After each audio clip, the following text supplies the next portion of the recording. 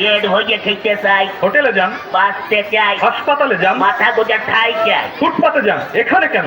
ও এখানে এখানে এসেছে একটা ডায়েরি লেখাতে। গত রাতে আমার বাড়ি চুরি হয়ে গেছে তো, তাই ডায়েরি লেখা থেকে। ও চুরি কেস। জি, জি। আপনার নাম? কোন নাম বলবো?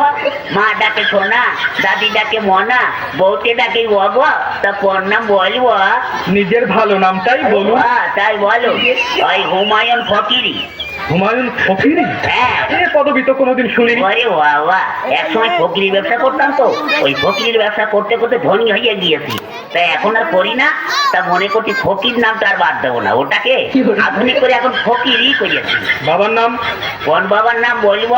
আশ্চর্য, মা দুজন হয় শুনেছি, কিন্তু বাবা দুজন হয় তা তো শুনিনি। এই হয়ে গেছে, এক হচ্ছে নিজের বাবা আর এক হচ্ছে বইয়ের বাবা। তা কোন বাবার নাম বলবো? নিজের বাবার নামটাই বলুন। ও তাই বলুন। নিজের বাবার নাম হচ্ছে গিয়ে আবুল কালাম ওয়াজা। অজা? জীবিত না মৃত? ধরুন জীবিত না মৃত না, তবে পলাতক। পলাতক কেন? বড় সার্থক নাম আমার বাবা।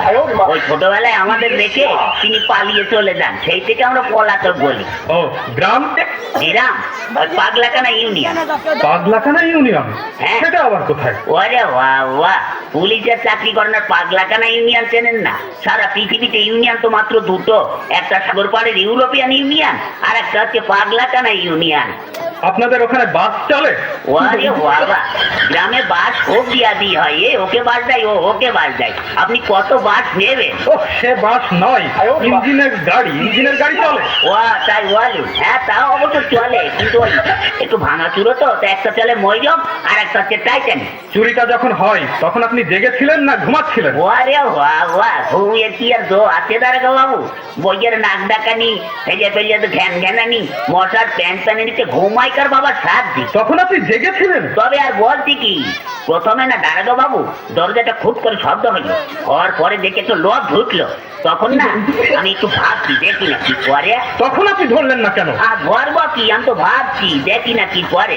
তারপরে না দাঁড়াগো বাবু আমার বালতি নিচের থেকে আলমারি চাবিটা নিয়ে ফটাম করে আলমারিটা খুলে ফেললে একে একে সোনা টাকা গহনা সব বের করে একটা পুটলার মধ্যে বাঁধলো। দেখছেন তবু ধরলেন না? ধরবো কি, আপনি কথাটা শুনুন না।